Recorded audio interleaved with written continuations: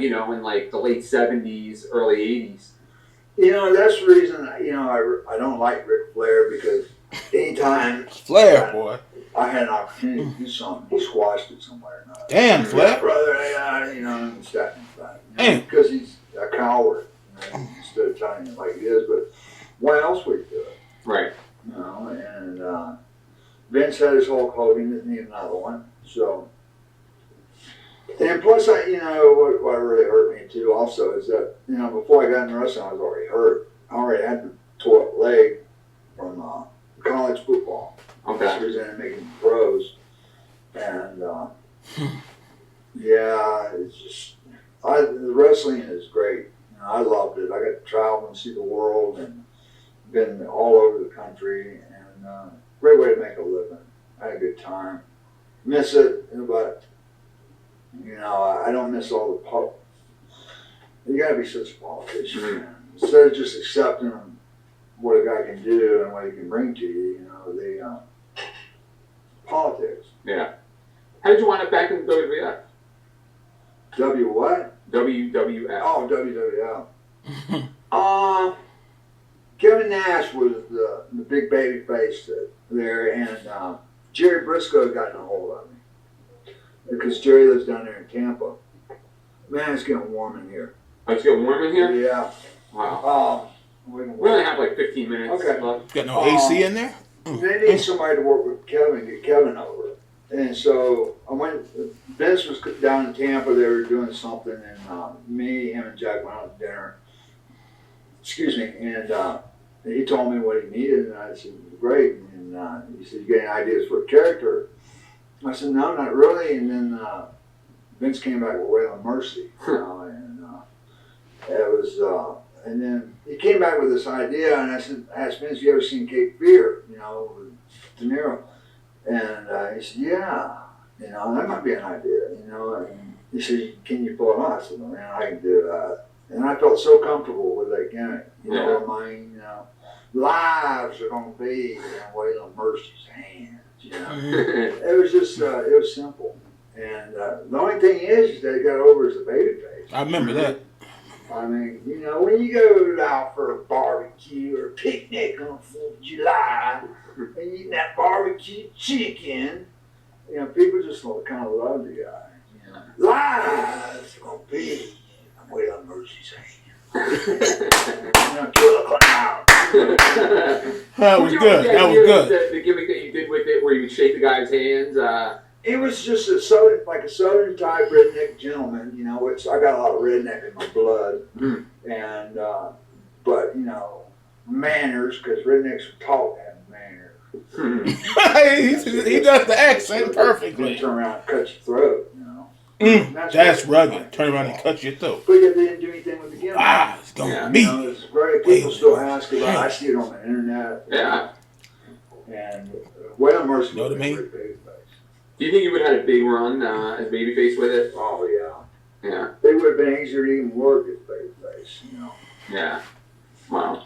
But, you know, the character and the look, I mean, you know, it was, those tattoos were a pain in the ass. Were they? Yeah, they only stayed like 3 days and you had to redo them. And it Wow. was just a pain in the ass. But it was the tattoos looked real. How did you finally, how did you injure yourself to the point where you just couldn't wrestle anymore? Well, it's accumulation of stuff that I had wrong with me. I'm addicted to painkillers at that time, and I knew it. I had a real problem, and why I keep doing it? I had the bummed out knee with the arthritis and the deformity, no cartilage left in it. And walking around so many years and working, you know, all those days I worked and walking with a limp caused my left hip to deteriorate. So I needed a knee replacement, hip replacement, and they just stroked me. I'm making $50 a night, and you know, riding us to towns in Canada. $50 a night. Get there, drive 200 miles, drive 4 hours to get there. You know, endangering your life to get there on time. The show's canceled. Oh. And you spend your own money. You know, I was losing money. Waylon Mercy was losing money. Yeah. And that ain't good. Yeah. Because at the time there's a Mama Mercy at home. You know. And I'm eating all these painkillers and stuff. Now, if they had me in a room with Kevin Nash and I was doing something and going somewhere and making money, I couldn't justify, hanging in there. Yeah. Wow. I couldn't justify it. So did you just wake up one day and it was like, I can't do this anymore? Well, I was in with Papa Shanga in one of the Canadian towns. Mine was Montreal. Papa Shango. We did pay-per-view, and I didn't do anything that night, and we were supposed to do TV next night. And they really didn't have me scheduled to do anything. I said, I ain't going. I said, now you're going to find out how I really am. I'm going to the airport. Yeah, that is something. 'Cause I remember, it wasn't that long. Because the next thing you know, he was gone. Yeah. He said Papa Shot. Let me see, what year was that? 94, 95? Oh, he was probably, he was the fighting machine comma then. Yep.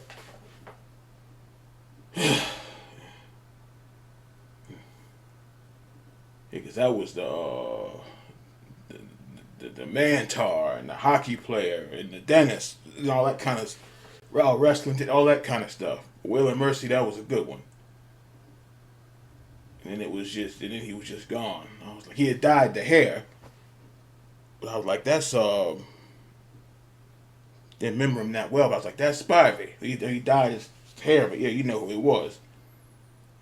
But the tattoos on the arm and on the forehead looking real. Know about that? At least it only lasted a couple of days, and he got to get him fixed again.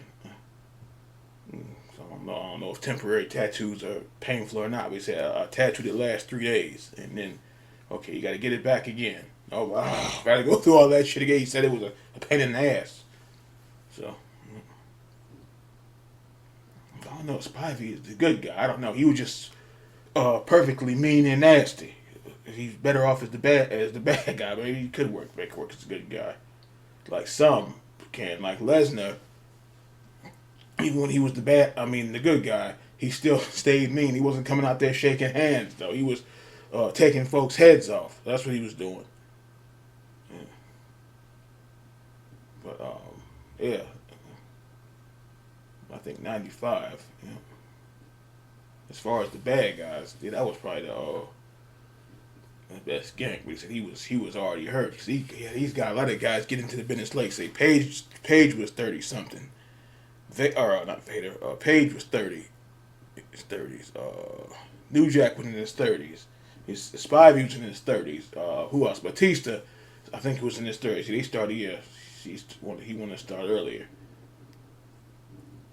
I remember Kurt said something like that, so he could have wrestled Brett if he'd have started 5 or 6 years earlier. He would have wrestled Brett. He would have. So he wrestled Owen in some off TV matches, but he would have wrestled Brett. That would have been something. But yeah, Spivey, I remember him, boy. He was mean as hell, mean and tough.